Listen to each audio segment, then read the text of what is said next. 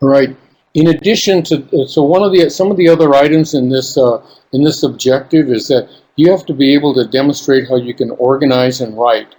And I put in parentheses, edit from master specifications, because almost always that's what they are. So, you end up going into a master specification, the master specification of which allows you to draw out the appropriate divisions, and within that division, to be able to find the appropriate subcategories that apply to your particular project, whatever it is whatever that project happens to be and what you're working on. But there's some really important components to not just the organization. One of the components are general conditions. General conditions establish the rules of the game. They're the guidelines. They say what's acceptable and what's not acceptable. So those general conditions, which more often than not end up being kind of a boilerplate that people carry, I've seen people carry over from one to the other. In every project, it's a little bit different. Design, bid, build is so vastly different from construction management and the construction management general requirements, and that's dramatically different again as well from the design build. In design build, many times performance specifications and not material specifications are used because you haven't decided on all the pieces, and yet, and this is the great risk of design bid build, you have to guarantee a price. Well, how can you guarantee a price when you don't exactly know what the materials are?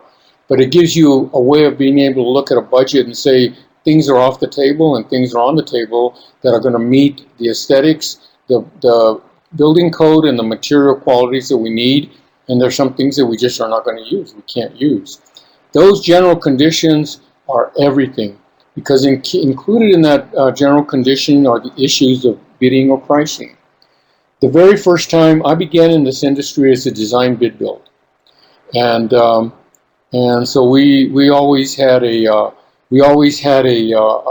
ethic of trying to provide as much detail as possible so you could bid it. And design build came along, and one of the things, it was a killer. It's very difficult to maintain a budget. I was constantly making changes because the pricing changed so radically.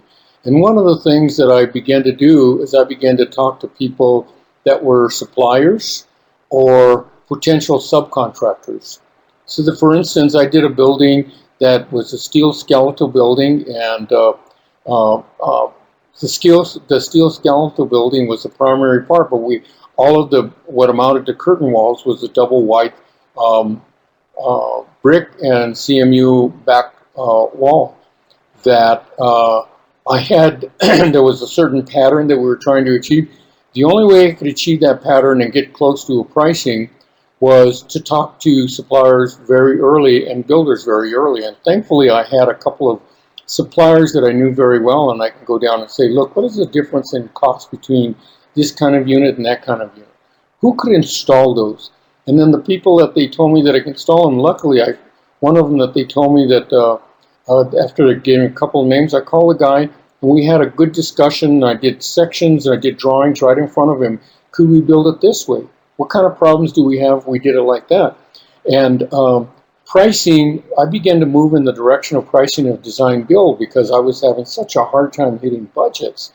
And of course, everybody blames the architects as they say we don't know how to price a building. But it's such a quickly moving field. The only way that I thought I can do it is get on the other side and start doing some pricing. And then later on, I thought, I actually had a client that said, you know all the people, you know all the materials, why don't you just build it for us? So I took out a general contractor's license again as well.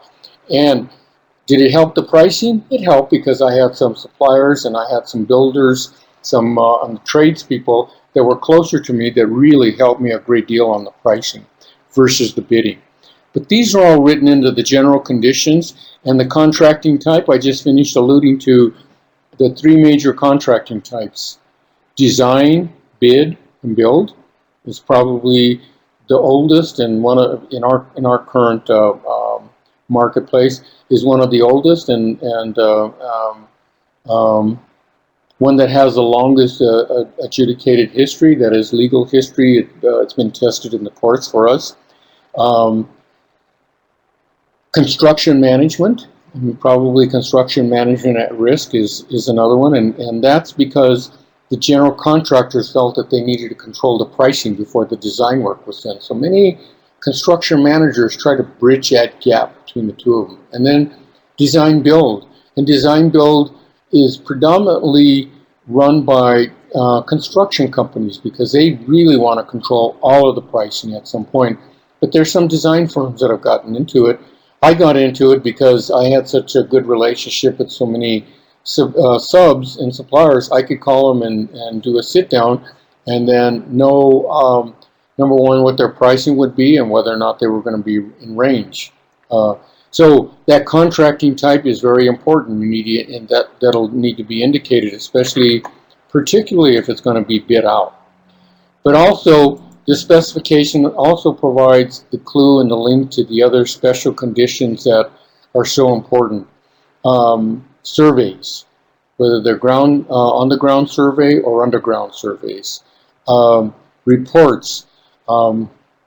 I can't tell you, particularly in urban areas, how many times we've run into reports that were hazardous waste, and we had to not just have it tested, but we had to have an official report for it, sometimes prior, sometimes during.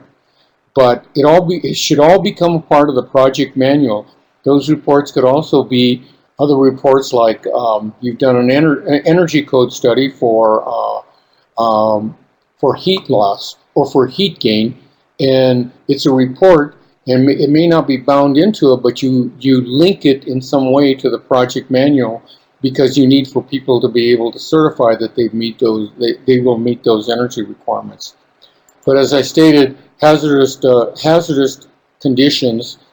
I had a project that we started in construction, and there were no issues on the site, and as soon as they began the excavation, gasoline began to seep onto the site. And it turned out that there was uphill and a couple blocks away, a couple houses away, was an old gas station that had the tanks that were leaking gas, and it was under an entire area. It caused a huge problem for us, not for us, but for two adjacent owners as well. And it didn't show up until we did an examination on the site, and we opened it up, and we actually they had to stop the construction and decide how they were going to address it. But if there's any reports on hazardous and hazardous waste conditions, that has to be a part of the specifications.